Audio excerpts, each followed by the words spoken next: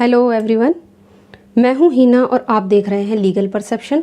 आज की वीडियो में हम भारतीय न्याय संहिता का जो महिला और शिशु के विरुद्ध अपराध वाला हमारा चैप्टर चल रहा है उसी में हम नेक्स्ट टॉपिक को डिस्कस करेंगे, जो है गर्भपात करने आदि के विषय में, ऑफ कॉजिंग मिसकैरेज। तो चलिए बिना देरी किए वीडियो को करते हैं स्टार्ट। तो क्योंकि अभी आपका बीएनएस भारतीय न्याय संहिता में एक ही चैप्टर चल रहा है, महिला और शिशु के विरुद्ध अपराध, ये चैप्टर नंबर आपका 5 है। सेक्शन 63 से 99 तक के सेक्शंस इसमें दिए गए हैं, जिसमें से अभी तक हम 3 टॉपिक्स जो हैं अलग अलग वीडियो में डिस्कस कर चुके हैं। जिसमें एक में हमने पढ़ा था लैंगिक अपराध, सेक्सुअल ऑफेंसेस 63 से लेकर 73 तक। फिर 74 से 79 तक हमने पढ़ा था महिला के विरुद्ध आपराधिक बल और हमला, और 80 से लेकर 87 तक हमने पढ़ा था विवाह से संबंधित अपराध। यहाँ तक के हमारे सेक्शंस कंप्लीट हो गए, सेक्शन 87 तक। अब हम बढ़ते हैं अगले नेक्स्ट टॉपिक की तरफ, सेक्शन नंबर 88 से लेकर 92 तक। मिसकैरेज से रिलेटेड जो भी ऑफेंसेस हैं बीएनएस में, वो आज हम पढ़ने वाले हैं। नेक्स्ट वीडियो में कवर करेंगे 93 से लेकर 99 तक के शिशु के विरुद्ध अपराधों के बारे में, यानी ऑफेंसेस अगेंस्ट चाइल्ड। तो ये हमारा एक जो है, हम अगर इस तरीके से देख लेते हैं कि किस चैप्टर में क्या दिया हुआ है तो इंडेक्स तो हमें वैसे ही क्लियर हो जाता है ना। और इसके अलावा मैं आपको बता दूं कि अगर आपको बीएनएस के हिंदी पेड नोट्स चाहिए तो आप इस व्हाट्सअप नंबर पर मैसेज करके ले सकते हो 9639264080, और नोट्स के प्राइस आपको डिस्क्रिप्शन में मिल जाएंगे। तो आज का हमारा टॉपिक है गर्भपात आदि करने के विषय में, यानी ऑफ कॉजिंग मिसकैरेज। तो ये वाला टॉपिक आपका चैप्टर 5 में ही है, ठीक। 88 से लेके 92 तक के सेक्शंस जो हैं इसमें कवर होंगे। तो सबसे पहले आपको मैं बता दूं कि ये जो टॉपिक है ये हम पहले आईपीसी में भी पढ़ते थे। जब हम 1860 वाली मैंने आईपीसी आपको कराई थी तो उसमें भी हमने सारे सेक्शंस कवर किए थे। तो ये जो बिल्कुल मेन है, इसमें सबसे ज़रूरी बात ये है कि ये सेक्शंस का नंबर चेंज हो गया है, वरना सारे के सारे ऑफेंसेस तो वही दिए गए हैं। यहाँ पर हमारे लिए ध्यान रखने वाली बात ये है कि एक तो आपको सेक्शन नंबर ध्यान रखना है, एक उसका हेडिंग ध्यान रखना है कि उसके अंदर क्या दिया गया है, और साथ ही उसकी पनिशमेंट ध्यान रखनी है। लॉन्ग क्वेश्चन में आने के चांसेस यहाँ से ज़्यादा नहीं होते हैं, ज़्यादातर शॉर्ट क्वेश्चन ही आते हैं।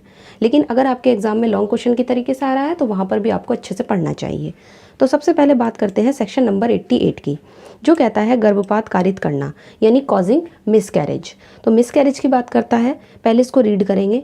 इसमें कहा गया है कि जो कोई गर्भवती महिला का स्वेच्छया गर्भपात करता है, यानी स्वेच्छा का मतलब हो गया उस महिला की इच्छा से, और अगर ऐसा मिसकैरेज उस महिला का जीवन बचाने के लिए सद्भावपूर्वक ना किया गया हो। तो यहाँ पे 2 चीज़ें हैं, एक तो जो लेडी प्रेग्नेंट है उसका स्वेच्छा गर्भपात करना, उसकी इच्छा से मिसकैरेज करना। दूसरा, अगर वो मिसकैरेज उस लेडी का जीवन बचाने के लिए सद्भावपूर्वक नहीं किया गया है, यानी कि अगर गुड फेथ में ऐसा नहीं किया गया है, जानबूझकर किया गया है या इंटेंशनली किया गया है ना, उसको मारने के इरादे से या किसी और इरादे से, तो फिर यहाँ पर व्यक्ति जो है वो लायबल होगा।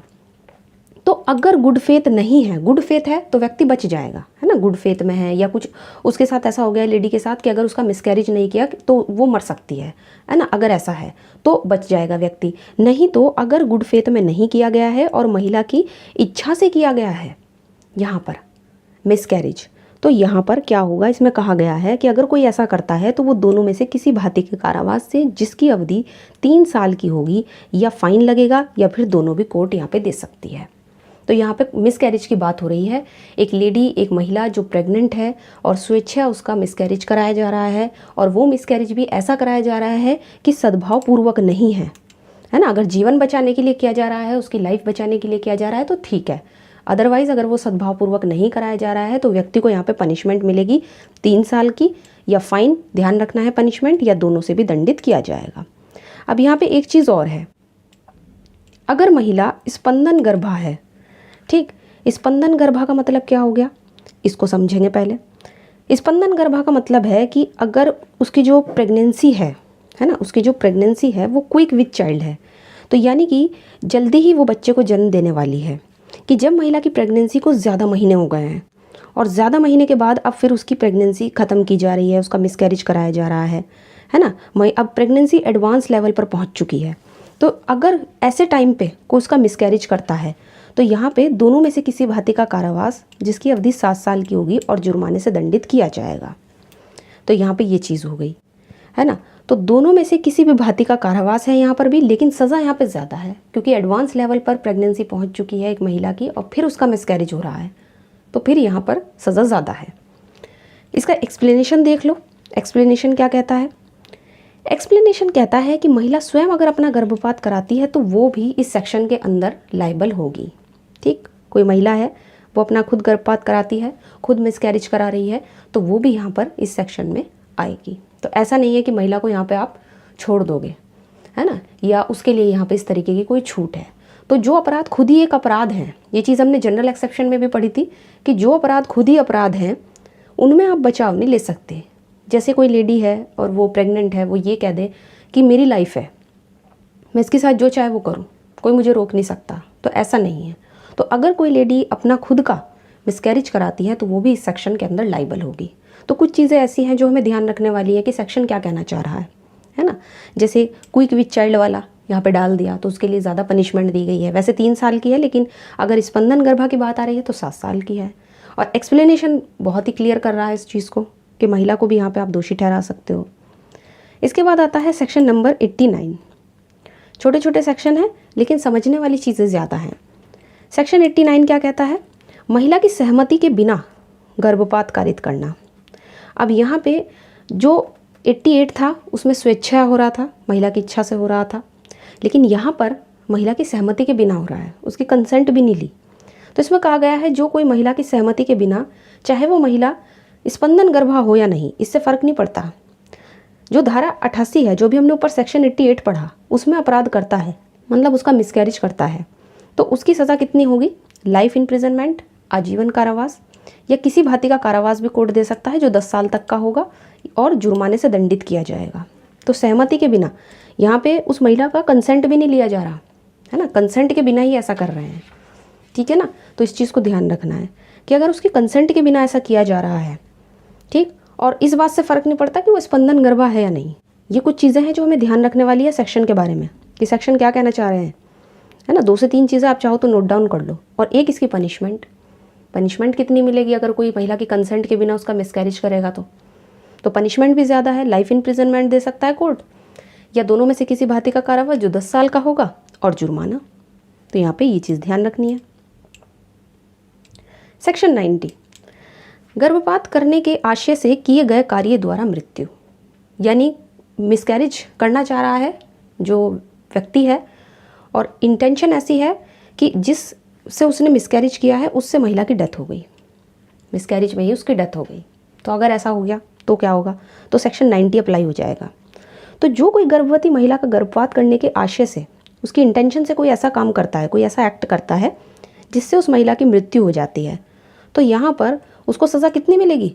दोनों में से किसी भी भांति का कारावास जो 10 साल का होगा, और जुर्माना लगेगा, उस पर फाइन भी लगेगा, और 10 साल की सज़ा मिलेगी 100 अलग। ठीक। सेकंड पॉइंट ये कहता है जहाँ ऐसा कार्य उस महिला की सहमति के बिना किया गया।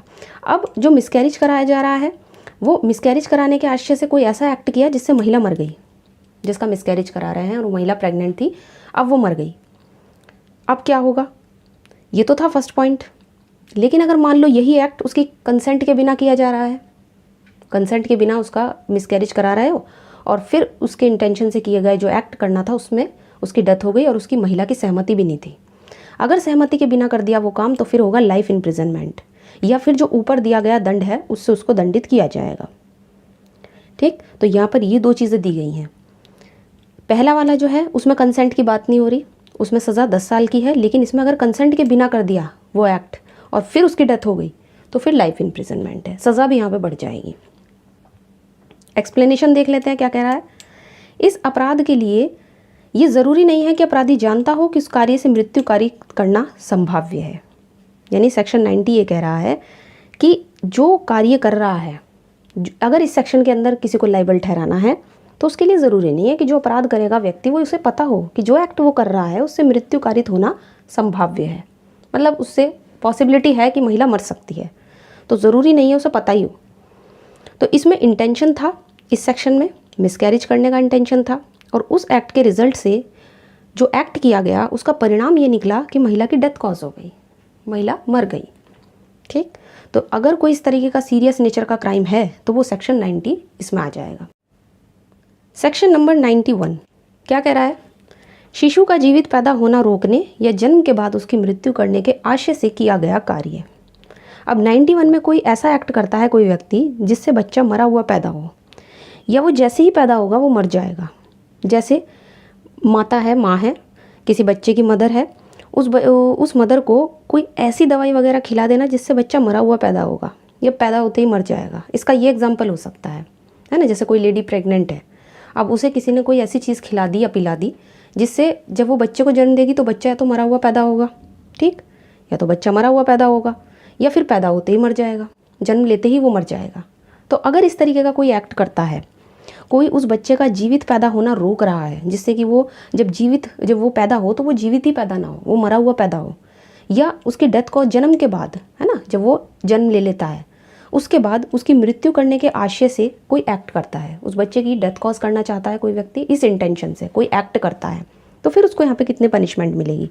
तो यहाँ पे पहले एक बार सेक्शन रीड कर लेते हैं कि जो कोई किसी शिशु के जन्म से पहले कोई कार्य इस आशय से करता है, इस इंटेंशन से करता है कि उस शिशु का जीवित पैदा होना रोका जाए या जन्म के बाद उसकी मृत्यु हो जाए, तो अगर वो कार्य माता के जीवन को बचाने के लिए सद्भावपूर्वक नहीं किया जाता, यानी इसमें एक बात ये लिखी हुई है कि अगर ऐसा उस माँ के जीवन को बचाने के लिए, उस बच्चे की माँ के जीवन को बचाने के लिए अगर किया जा रहा है तो यहाँ पे अपराध की कैटेगरी में वो नहीं आएगा। लेकिन अगर उस माँ का जीवन बचाने के लिए नहीं किया जा रहा है, सद्भावपूर्वक नहीं किया जा रहा है, इंटेंशनली किया जा रहा है बच्चे की डेथ कॉज करने के लिए, तो यहाँ पर जो है वो व्यक्ति लायबल होगा, फिर यहाँ पे बचाव नहीं मिलेगा, ठीक, फिर तो वो आ जाएगा ना, ऑफेंस की कैटेगरी में आ जाएगा फिर तो, जब माँ का जीवन बचाने के लिए नहीं किया गया ऐसा और सद्भावपूर्वक भी नहीं किया गया। तो यहाँ पे कितनी पनिशमेंट है, तो दोनों में से किसी भांति का कारावास जिसकी अवधि 10 साल की होगी। यहाँ पे भी 10 साल की पनिशमेंट है, या फाइन है या फिर दोनों, ठीक है। ये कोर्ट के ऊपर है कि कोर्ट या तो सिर्फ पनिशमेंट दे 10 साल की, या जुर्माना भी लगा सकती है, या दोनों भी दे सकती है। सेक्शन नंबर 92 क्या कह रहा है, इसमें बताया गया है कि ऐसे कार्य द्वारा जो आपराधिक मानव वध में आता है, किसी जीवित अजन्मे बच्चे की मृत्यु करना। यानी कि ये कह रहा है कि जो कोई एक ऐसा एक्ट ऐसी परिस्थितियों में करता है कि अगर वो उसके द्वारा मृत्यु कर देता तो वो कल्पेबल होमिसाइड का दोषी होता और किसी जीवित अजन्मे बच्चे की मृत्यु करता है, तो यहाँ पे उसकी पनिशमेंट होगी 10 साल की और उस पर फाइन भी लगेगा। यानी कोई भी व्यक्ति एक ऐसा एक्ट कर रहा है जो कल्पेबल होमिसाइड के अंदर आता है, कोई भी ऐसा एक्ट, और कोई बच्चा जिसने अभी जन्म नहीं लिया है वो अभी जीवित पैदा नहीं हुआ, मतलब अजन्मा है, और उसकी डेथ कॉज कर देता है, ठीक। कल्पेबल होमिसाइड के एक्ट से बच्चे की डेथ कॉज कर दी अगर किसी ने, तो इसका रिजल्ट ये निकला कि बच्चा मर गया, यानी बच्चे की डेथ कॉज हो गई। तो इस सेक्शन में बच्चे की डेथ कॉज होने से वो ऑफेंस हुआ है अनबॉर्न चाइल्ड के अगेंस्ट, यानी बच्चा जिसने अभी जन्म नहीं लिया है उसके खिलाफ ही तो यहाँ पे अपराध हुआ है ना। इसका एक दृष्टांत देख लेते हैं, इलस्ट्रेशन जो सेम बिल्कुल आपको मिलेगा बेयर एक्ट में और इसी सेक्शन में दिया हुआ है। ये जानते हुए ऐसा कार्य करता है कि वो प्रेग्नेंट लेडी की मृत्यु कर दे जिससे उस महिला की मृत्यु हो जाती है, तो वो आपराधिक मानव वध की कोटि में आता है, और उस महिला को चोट लगती है लेकिन उसकी मृत्यु नहीं होती, लेकिन उसके द्वारा उसके अजन्मे जीवित बच्चे की मृत्यु हो जाती है जो उसके गर्भ में है, जिसने मतलब अभी तक जन्म नहीं लिया है लेकिन जीवित है वो। तो ए ने इस सेक्शन में अपराध किया है, यानी कि ए ने कोई ऐसा एक्ट किया जिससे जो प्रेग्नेंट लेडी है वो मर सकती थी लेकिन वो मरी नहीं, उसको चोट आ गई, और चोट इतनी गंभीर आई कि जो बच्चा जिसने अभी जन्म नहीं लिया है ना, वो मर गया है, वो जीवित नहीं रहा, वो माँ के पेट में ही मर गया। तो ये चीज़ यहाँ पे अगर कोई करेगा तो वो इस सेक्शन के अंदर लायबल होगा। सेक्शन 91 में तो कोई व्यक्ति बच्चे का जीवित पैदा होना रोक रहा था या जीवित जन्म होने के बाद उसकी मृत्यु के इंटेंशन से कार्य कर रहा था, लेकिन यहाँ पे जो चोट पहुँचाई गई है वो माता को पहुँचाई गई है, माँ को पहुँचाई गई है, बच्चे की मदर को। उसके साथ ऐसा कोई एक्ट किया गया है जो आपराधिक मानववध की कोटि में आता हो।